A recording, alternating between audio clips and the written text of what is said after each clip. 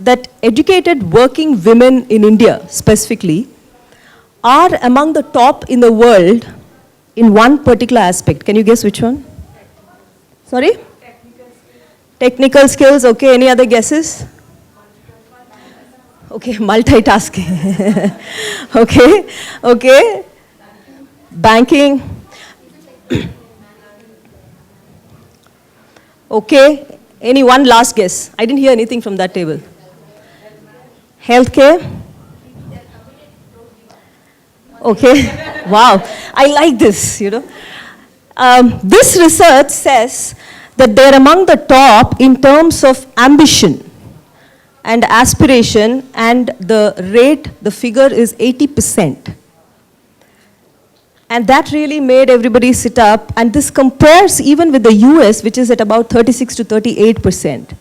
In terms of ambition, aspiration, and when they dug deeper and asked them, what does this mean? The way they love their work, in terms of aspiring for top jobs, Indian women really top the ranks. That made us sit down and think, the team of 3 techies from Microsoft, Dell, and Cisco, and of course, I'm a trainer from a sales background. We all sat down and thought, what can we really talk about in just 1.5 hours to feed this ambition? I come from an organization called Interweave Consulting. We do a lot of work around diversity and inclusion, work specifically with women leaders to help them grow to larger roles. And we've done the whole gamut of branding, networking skills. You must all have gone through all that, right? So we said what we really want to talk about here is, how can we help these women? How can we help them become better managers? In terms of creating a very high achievement culture in their own teams. So we put our heads together and we designed and conceived this session. So before we begin, can we do a quick round of introductions in our tables, in our table groups? Name, please share your name, your role, experience, organization, and perhaps you can share, take just one moment or 1 minute and talk about one high achievement moment in your lives. Yeah? Can we do that? 1 minute for each table. Just in your table groups, share your name, your role, experience, organization, and one high achievement moment. Anybody can start. No, in your group. Yeah. We don't really have the luxury of time to know about each one of you.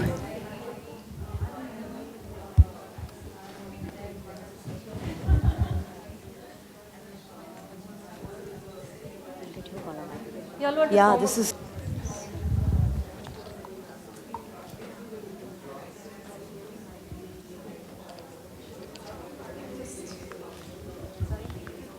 Let's keep it short. As a table, you have just 1 more minute. We have lots more opportunities to talk to each other in the table groups.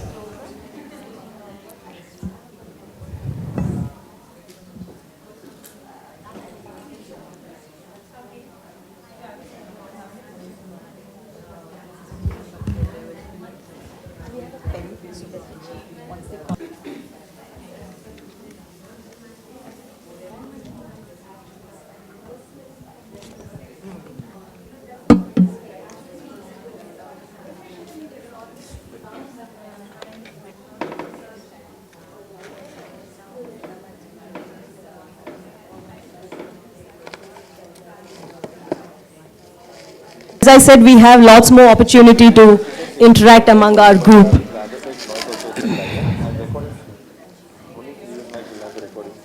I have a question to ask each one of you. How many of you believe that what you do daily impacts the financial performance of your organization? How many of you believe that what you do every day impacts the bottom line, the financial performance of your company? All right. I think almost everybody in the group. Can I have some examples? Give me some examples of what is it that you do that is impacting the financial performance of your company?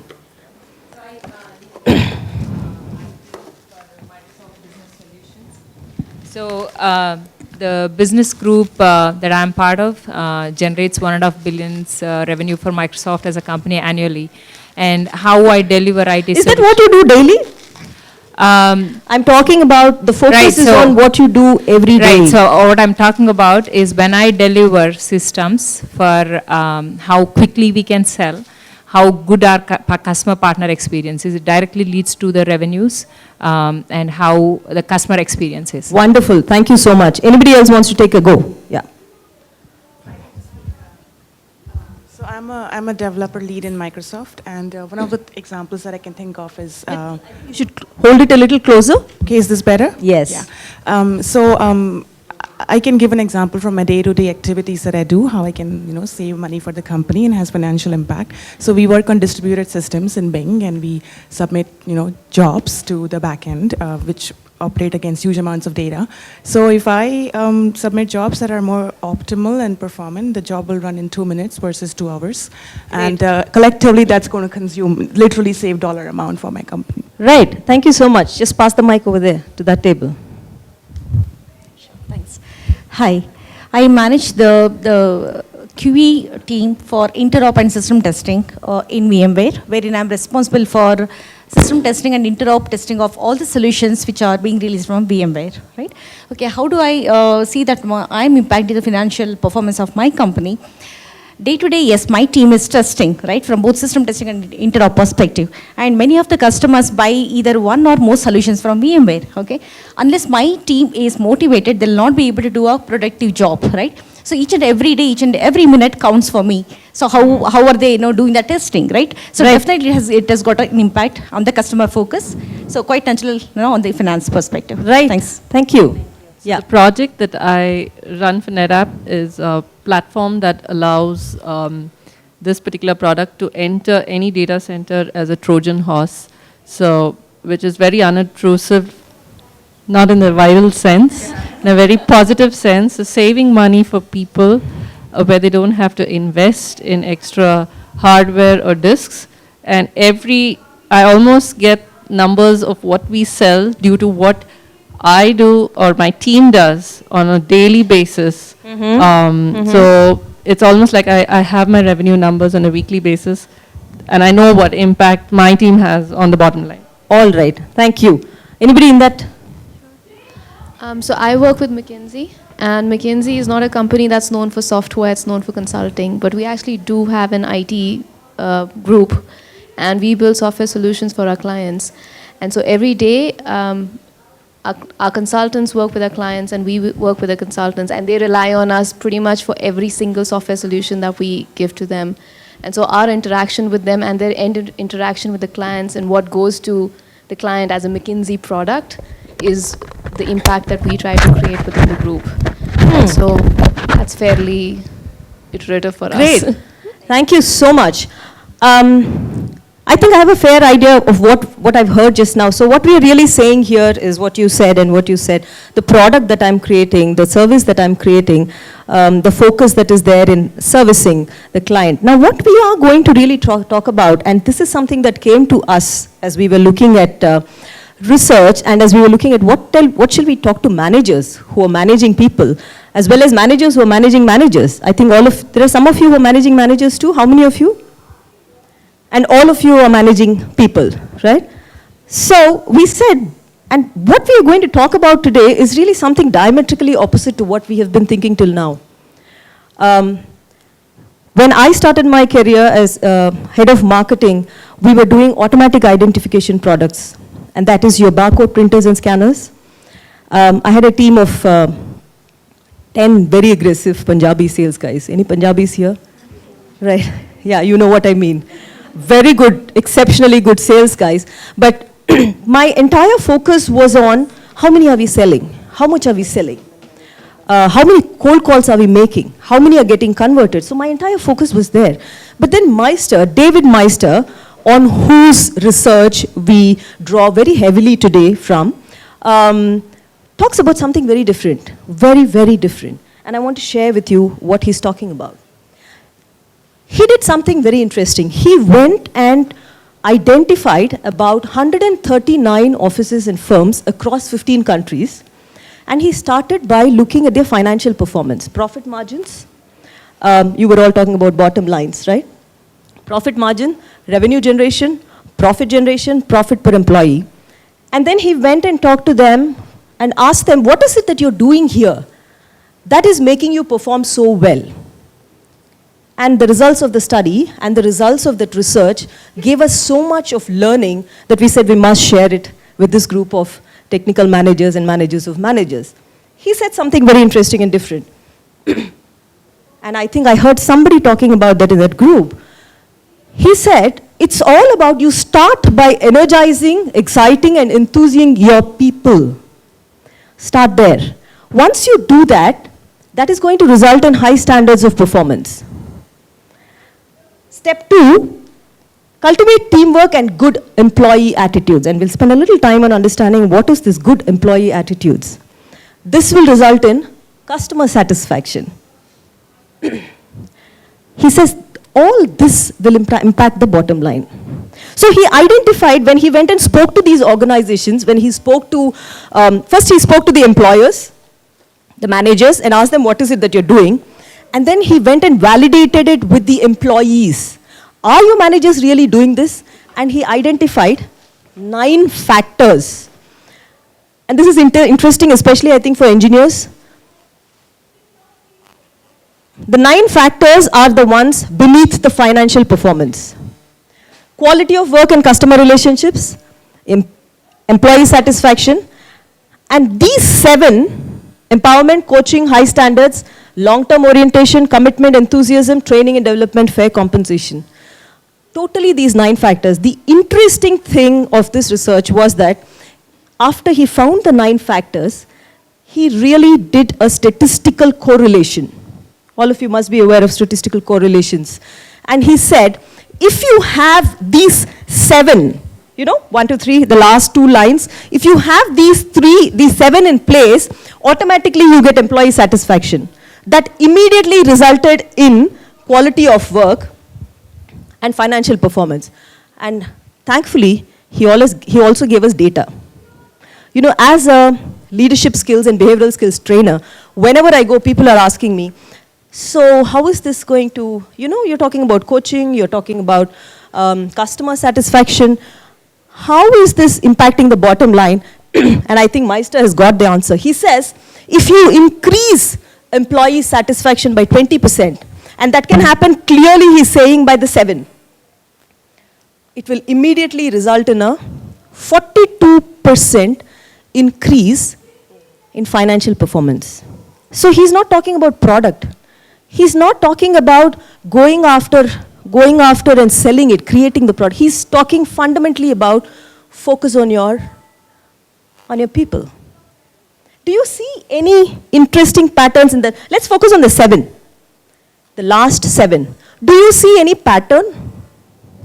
Anything interesting in the 7, the last 7? Empowerment, coaching, high standards, you're all managers. Look at the 7 and tell me, do you find any interesting pattern?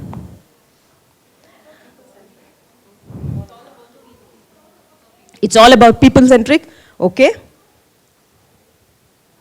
Out of the 7, and I've highlighted the 4. All are about people, yeah. But the 4 that I've identified out of the 7, what are they specifically about? About the? Yes. It's about the manager. And now we have hard data. We've heard of this, but now we have real hard data which is saying, hey, look, if I'm the manager and I can impact 4 of these boxes out of the 7, it's going to impact immediately employee satisfaction, which is going to impact my bottom line. So that is what we are going to spend a little time on understanding today. And we are not going to, clearly, we said we are tired of all these theories and frameworks that are going to talk to you from 30,000 feet up. We're not talking about that. We're just saying, as a manager, what can I do for all these 4? These are the 4 things that we're going to talk about. So I don't know whether you've all had a chance to go through the objectives of the workshop that was outlined in the book that we sent you. We said what we want to do is to enable managers think about what is it that I can start, stop, continue doing to affect the financial performance of my organization, right? So the research clearly shows that managers are key. It is managers who can clearly impact, directly cause better financial performance. And how can they do that? So now the beauty of, I think, Meister's research, and we will be giving you a full handout of David Meister's thinking on this. The beauty is that he's clearly now outlining what managers, he's established the causal connect. Now he's saying, break it down into what managers are. What is managers are? As a manager, what I am. That is about what?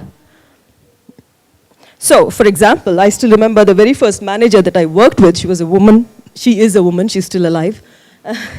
And she also happens to be, to have been rated very recently one of the most powerful women in the corporate world.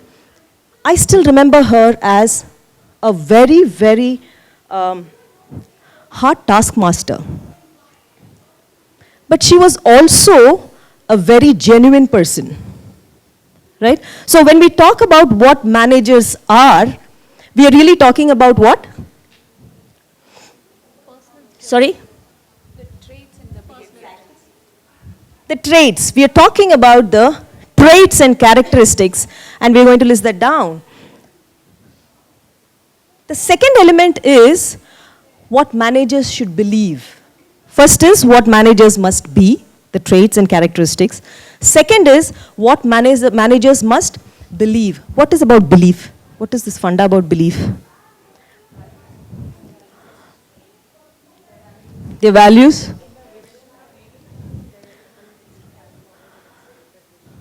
The vision? Once again, as I said, we don't want to get into that 30,000 feet up vision. We're just talking about the mindset of the person.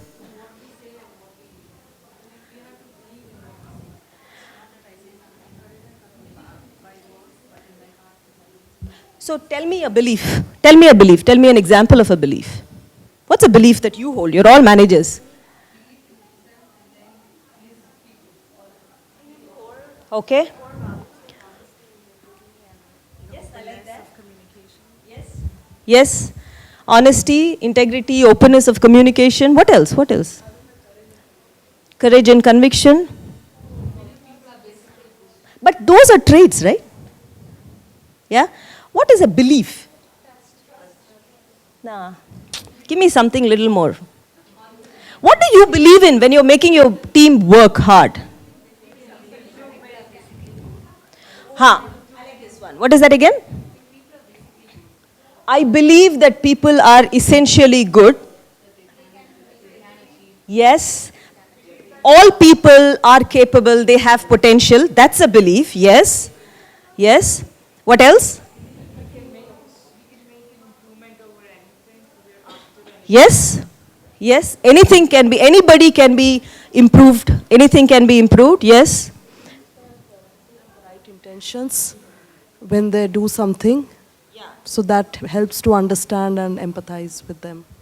All right.